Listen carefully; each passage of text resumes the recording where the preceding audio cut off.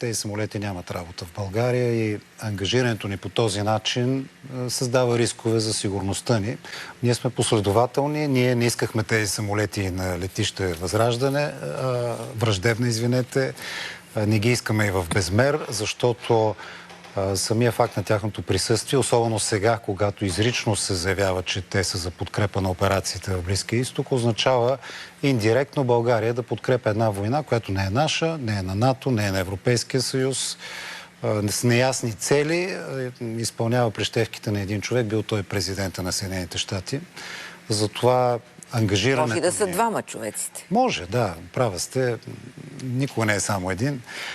Но както и да го гледаме, тези самолети нямат работа в България и ангажирането ни по този начин създава рискове за сигурността ни и изобщо за цялостния ни имидж, впрочем и в рамките на Европейския съюз, защото немалко страни, членки на Европейския съюз, отхвърлиха ангажирането с тази война. Ние някакси, бих казал с лекота, тъй както искахме да ги махнем, сега ги приемаме без много обсъждане, с едно бързо гласуване. Не знам. Мисля, че тук не оцелихме начина, по който се справим с тази ситуация.